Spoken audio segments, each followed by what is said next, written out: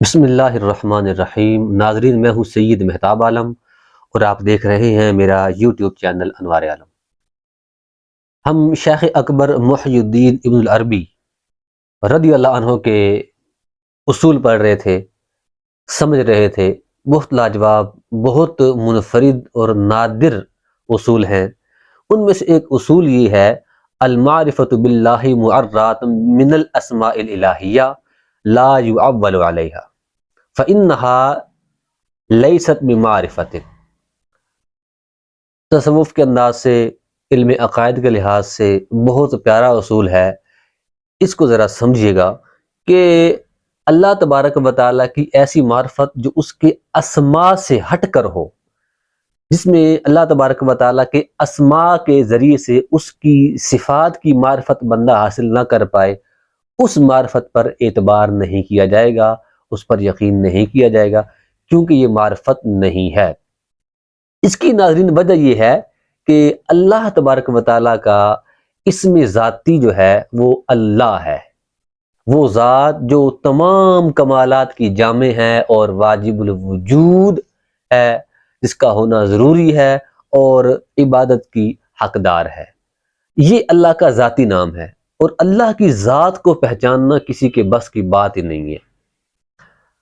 اللہ تبارک و تعالیٰ کی پہچان جو ہوتی ہے، جو اللہ کی معرفت ہوتی ہے، اس کی صفات کے ذریعے سے کچھ معرفت بندہ حاصل کر پاتا ہے۔ آج تک کوئی انسان ایسا نہیں ہے جو اللہ تبارک و تعالیٰ کی کما حقہ معرفت کو حاصل کر پایا ہو۔ جو اللہ تبارک و تعالیٰ کی معرفت جتنی اس کی صفاتی ناموں کے ذریعے جانتا ہے، وہ اللہ تبارک و تعالیٰ کا اتنا مقرب بندہ بنتا جاتا ہے۔ اولیاء اکرام کی بے شمار قسمیں ہیں، ان کے بے شمار مراتب ہیں، ان کے مراتب میں تفاوت ہے، فرق ہے۔ وہ اسی وجہ سے ہے کہ جو اللہ تبارک و تعالیٰ کی صفات کو زیادہ جانتا ہے، وہ اتنا بڑا عالم ہے، اور اللہ تبارک و تعالیٰ کی صفات کا عارف کہلاتا ہے، اسی لیے وہ اللہ تبارک و تعالیٰ کے ہاں مقرب ہوتا ہے۔ اللہ تبارک و تعالیٰ کی مثلاً صفت ہے قدیر، اللہ جل جلالہ کی صفت ہے علیم، رحیم، کریم، رزاق، یہ اللہ جل جلالہ کی صفات ہیں۔ تو ہر ایک کما حقہ کسی صفت کو جان نہیں پاتا۔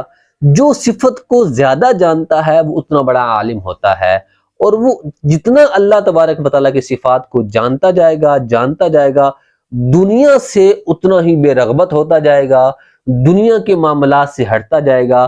اللہ تبارک و تعالیٰ کی ذات میں غور و فکر کرنا جائز نہیں ہے۔ حدیث پاک میں ہے، تفکروا فی خلق اللہ ولا تفکروا فی ذات اللہ۔ اللہ کی مخلوق میں تفکر کرو، اللہ کی ذات میں تفکر مت کرو۔ ایک حدیث پاک میں ہے، تفکروا فی آلاء اللہ ولا تفکروا فی ذات اللہ، کہ اللہ تبارک و تعالیٰ کی نعمتوں میں تفکر کرو، غور و فکر کرو، لیکن اللہ تبارک و تعالیٰ کی ذات میں غور و فکر مت کرو۔ تو جو اللہ کی صفات میں غور و فکر کرتا ہے، وہ اللہ تبارک و تعالیٰ کے قریب ہوتا جاتا ہے، اللہ کی معرفت زیادہ جاننے والا ہوتا جاتا ہے، عارف بنتا جاتا ہے۔ عارف کامل اسے کہتے ہیں جو جتنا زیادہ جانتا ہے صفات الہیہ کو۔ تو یہاں پر شیخ اکبر نے یہی بات کہی ہے کہ جو یہ دعویٰ کرے کہ بغیر صفات کو جانے، اللہ کی صفات کو جانتا نہیں ہے، اس کے صفت رزاقی کو نہ جانے، صفت رحیمی کو نہ جانے، صفت کریمی کو نہ جانے، لیکن یہ کہے کہ میں اللہ کو جانتا ہوں، ایسا دعویٰ کرنا درست نہیں، اس کا دعویٰ باطل ہے۔ اللہ کی ذات کو تو کوئی جان ہی نہیں سکتا، اس کی صفات کو جاننا یہی معرفت ہے۔ جو جتنا جانتا جائے گا اتنا بڑا عارف ہوتا جائے گا۔ ایک بات اور یہاں پر دوسری بات ہے، بڑی اہم ہے، اس کو ذرا سمجھیے گا، انشاءاللہ العزیز بہت آپ کو فائدہ دے گی۔ اللہ جل جلالہ کی صفات بے شمار ہیں۔ اللہ جل جلالہ عالم بھی ہے، قدیر بھی ہے، رازق بھی ہے، کریم بھی ہے۔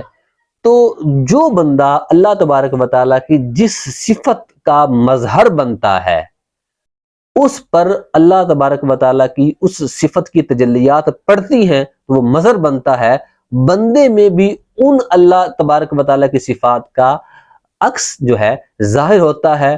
بندہ بھی اللہ کی عطا سے، اللہ تبارک و تعالیٰ کے چاہنے سے، اللہ کی مخلوق کے لیے اللہ کی نیابت میں اللہ کی عطا سے وہ کام کرتا ہے۔ مثلا اللہ کی صفت عالم ہونا، اللہ عالم ہے تو جس پر اللہ کے صفت علم کی تجلی پڑے گی وہ بندہ عالم بنتا جائے گا۔ اللہ رازق ہے تو جس پر اللہ کی صفت رزاقی کی تجلی پڑے گی تو بندہ لوگوں میں رزق تقسیم کرے گا۔ اللہ کا جو بندہ ہوگا وہ اللہ کی مخلوق کے لیے رزق کا ذریعہ بن جائے گا۔ اس طرح اللہ کی صفت ہے جواد، کریم، تو جو بندے پر اللہ تبارک و تعالیٰ کی صفت جواد کریم کی تجلی پڑے گی وہ بندہ مخلوق میں فیاض ہوگا، سخی ہوگا۔ اللہ تعالیٰ سخی نہیں ہے، اللہ کو سخی نہیں کہہ سکتے۔ سخی وہ ہوتا ہے جو اپنے پاس کچھ رکھتا ہے، کچھ دے دیتا ہے۔ اللہ کریم ہے، اور سخی وہ ہوتا ہے جو مانگنے سے دیتا ہے، بن مانگے نہیں دیتا ہے۔ اللہ کریم ہے جو بن مانگے بھی دیتا ہے، مانگنے سے بھی دیتا ہے، اپنے پاس رکھنے سے پاک ہے کیونکہ وہ مالک ہے۔ اسی طرح جس بندے پر اللہ تبارک و تعالیٰ کی صفت لطیف کی تجلی پڑے گی، صفت رحیم کی تجلی پڑے گی، وہ بندہ مخلوق کے لیے نرم ہو جائے گا، محبت کرنے والا ہو جائے گا۔ کسی پر اللہ تبارک و تعالیٰ کے قہر، صفت قہر کی تجلی پڑتی ہے تو وہ بندہ مخلوق کے لیے سخت ہو جاتا ہے۔ تو یہ جل جلالہ و عم نوالہ، بلند و بالا ذات کی جو صفات ہیں وہ جس بندے پر پڑتی جاتی ہیں تو بندہ ان صفات کا مظہر بنتا ہے، تو بندہ اللہ کی عطا سے وہ والے کام کرتا ہے۔ اسی پر علماء نے فرمایا ہے کہ جب بندے پر اللہ تبارک و تعالیٰ کی صفت احدیت کی تجلی پڑتی ہے تو بندہ اکیلا ہونا شروع ہو جاتا ہے، تنہائی اختیار کرنا شروع ہو جاتا ہے۔ یہی وجہ ہے اولیاء کرام جنگلوں میں، پہاڑوں کی کھوؤں میں اور غاروں میں جا کر عبادت کرتے تھے، کیونکہ اب بھی کرتے ہیں، کیونکہ ان پر اللہ رب العزت کی اس صفت احدیت کی، یعنی کہ ایک ہونے کی، واحد ہونے کی، تنہا ہونے کی تجلی پڑتی ہے تو بندے کا دل بھی مخلوق میں رہنے سے وحشت زدہ ہو جاتا ہے، پریشان ہوتا ہے، پھر بندہ تنہائی اختیار کرتا ہے۔